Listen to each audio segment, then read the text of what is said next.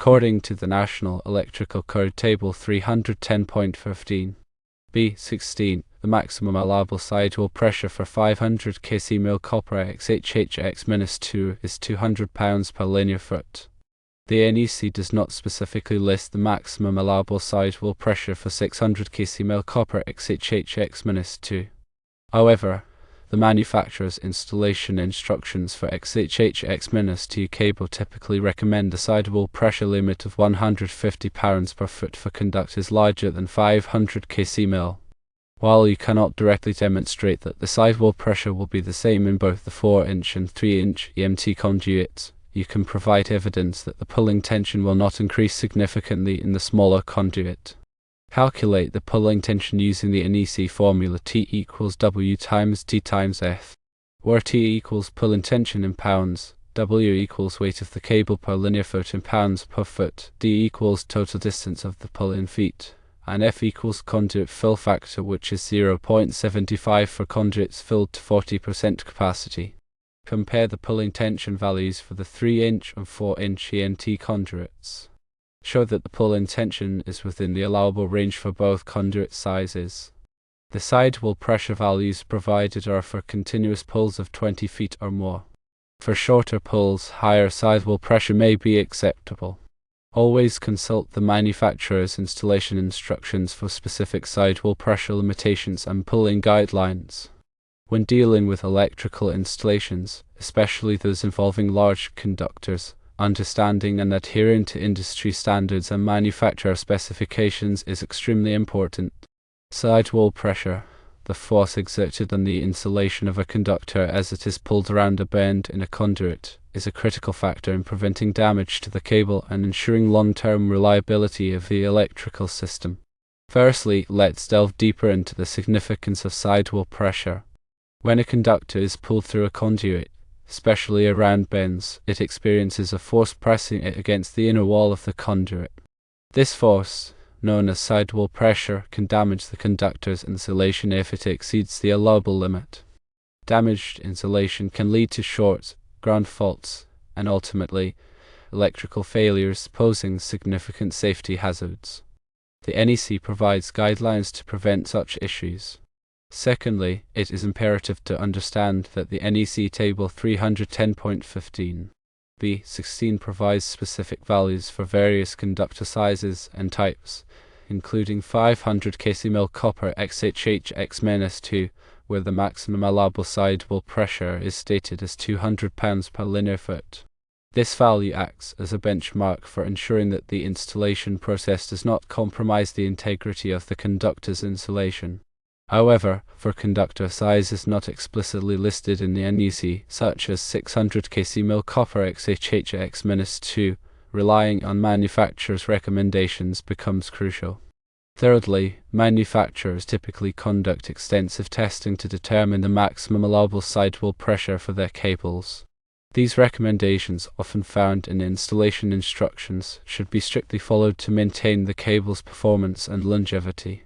In the case of 600 kcmil copper XHHX-2, a common recommendation is a sidewall pressure limit of 150 pounds per foot for conductors larger than 500 kcmil. This lower limit reflects the increased risk of insulation damage with larger conductors due to their greater mass and stiffness. Fourthly, the concern about reducing the conduit size from 4-inch EMT to 3-inch EMT introduces the issue of pulling tension. While it might seem counterintuitive, the size of the raceway itself does not directly dictate the sidewall pressure. Instead, the pulling tension, which is the force required to pull the conductor through the conduit, is the primary factor influencing sidewall pressure. Higher pulling tension results in greater force exerted on the conductor insulation at bends. Fifthly, to demonstrate that the reduced conduit size is acceptable, calculating the pulling tension is essential. The NEC provides a formula for this purpose: T equals W times D times F. Here, T represents the pulling tension in pounds, W is the weight of the cable per linear foot in pounds per foot, D is the total distance of the pull in feet, and F is the conduit fill factor. The conduit fill factor accounts for the percentage of the conduit's cross-sectional area occupied by the conductors. For conduits filled to 40% capacity, the fill factor is 0.75. Sixthly, by calculating the pulling tension for both the 4-inch and 3-inch EMT conduits, you can compare the results. If the pulling tension for the 3-inch conduit is not significantly higher than that of the 4-inch conduit, and it remains within the allowable range for the conductor and conduit system, it can be argued that the reduced conduit size is acceptable. This comparison requires accurate data on the weight of the cable per linear foot, which can be obtained from the cable manufacturer's specifications. Seventhly, it's important to acknowledge the assumptions and limitations of the pulling tension calculation. The formula assumes a relatively straight pull with minimal bends. Complex conduit runs with multiple bends or offsets will require more sophisticated calculations or the use of specialized pulling software to accurately estimate the pulling tension and sidewall pressure. Eighthly, the length of the pull also plays a role. The sidewall pressure values provided in the NEC and manufacturer's specifications are typically for continuous pulls of 20 feet or more.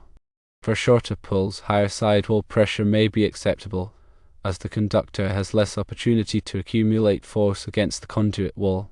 However, this should be carefully evaluated, and the manufacturer's recommendation should always be consulted. Ninthly, the type of pulling lubricant used can significantly affect the pulling tension and sidewall pressure. High-quality lubricants reduce friction between the conductor and the conduit, lowering the force required to pull the cable. Selecting a lubricant specifically designed for the type of conductor and conduit being used can minimize the risk of installation damage. Tenthly, proper installation techniques are crucial in minimizing pulling tension and sidewall pressure. This includes using appropriately sized pulling equipment, avoiding sharp bends in the conduit run, and ensuring that the conduit is free of debris or obstructions. A smooth and well-lubricated conduit system will greatly reduce the stress on the conductor during installation. 11thly, documentation is extremely important. Keep detailed records of all calculations, manufacturer specifications, and installation procedures. This documentation can be used to demonstrate compliance with industry standards and justify the use of the reduced conduit size to the engineer. It also provides a valuable reference for future maintenance and troubleshooting. 12thly, consider using a pulling eye or grip specifically designed for the conductor size and type. These devices provide a secure and even distribution of pulling force, minimizing the risk of damage to the conductor's insulation. Ensure that the pulling eye is properly installed and tightened before commencing the pull. 13thly, if the calculated pulling tension exceeds the allowable limit, explore alternative solutions. This might involve increasing the conduit size, reducing the number of bends in the conduit run, or using a different type of conductor with a higher sidewall pressure rating. Careful planning and analysis can help avoid costly mistakes and ensure a safe and reliable installation.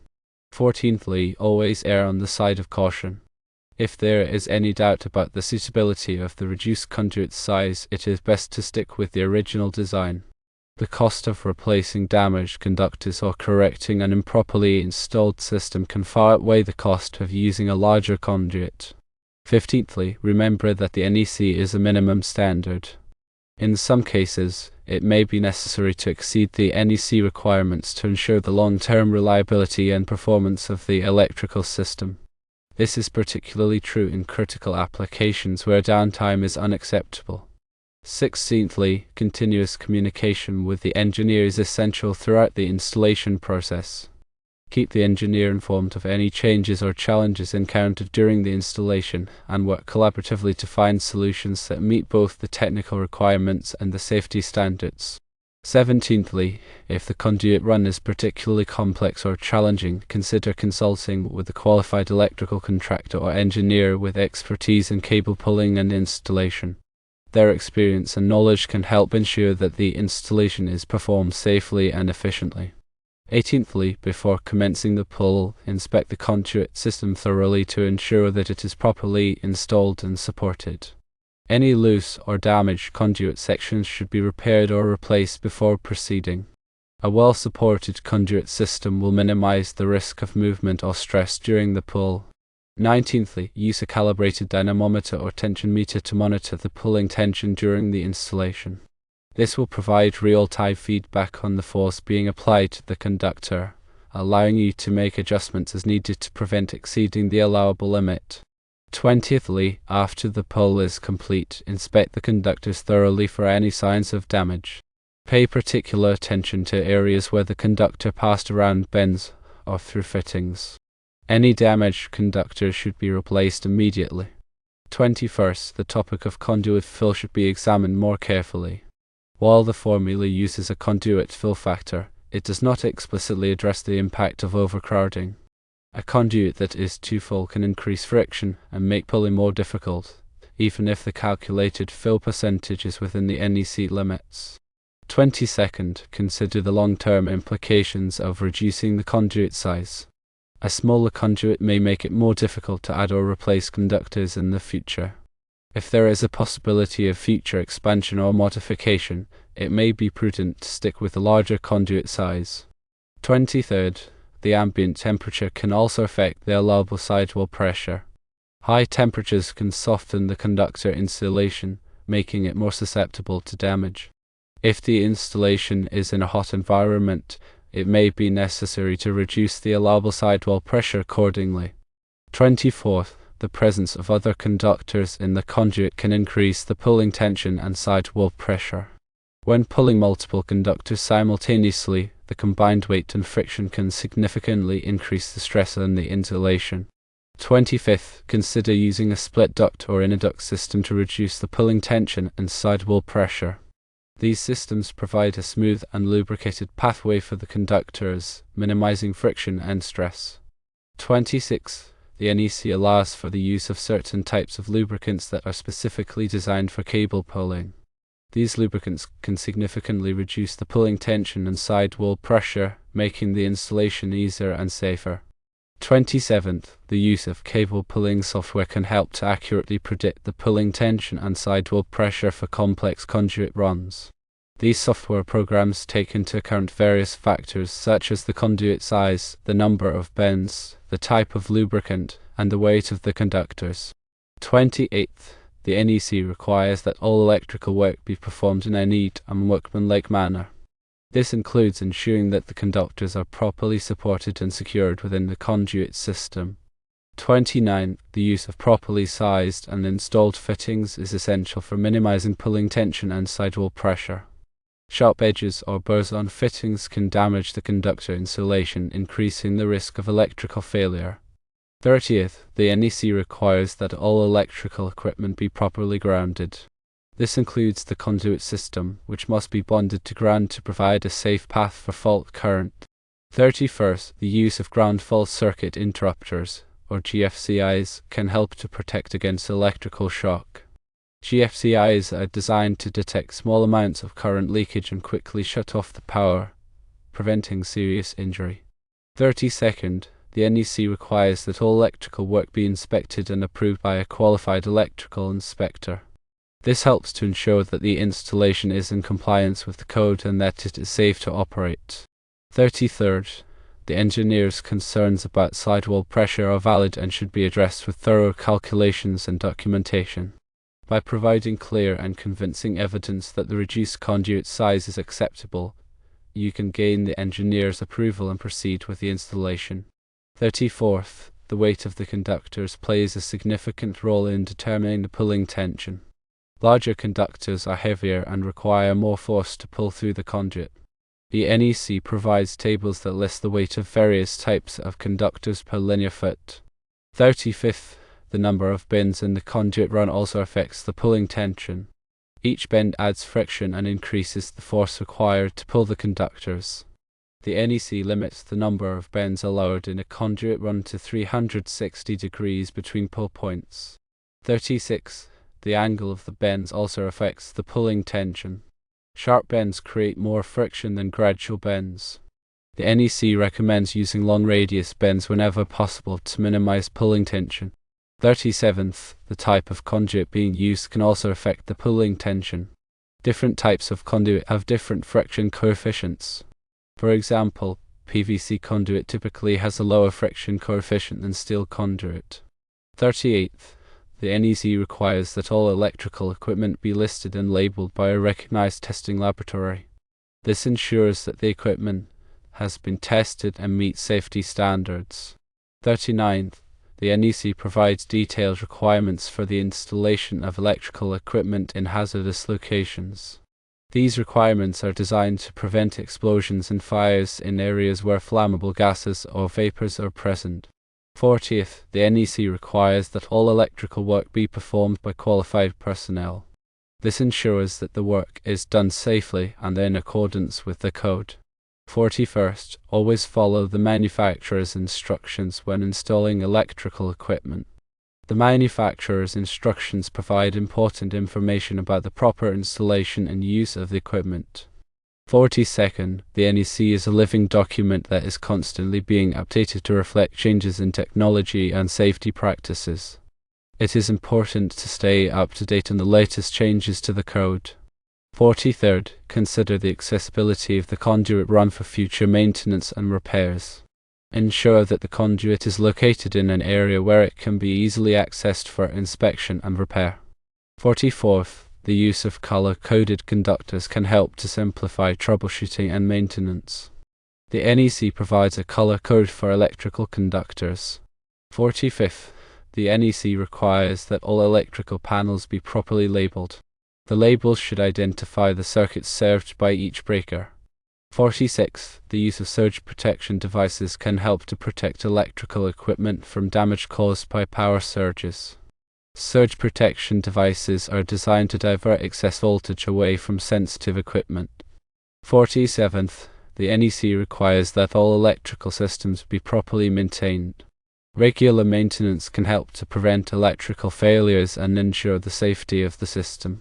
48th, consider the environmental conditions when selecting electrical equipment. Electrical equipment that is exposed to moisture, dust, or extreme temperatures should be rated for those conditions. 49th, the NEC provides requirements for the installation of electrical systems in healthcare facilities. These requirements are designed to protect patients and staff from electrical hazards. 50th, always prioritize safety when working with electricity. Electricity can be dangerous, and it is important to take precautions to protect yourself from electrical shock and other hazards.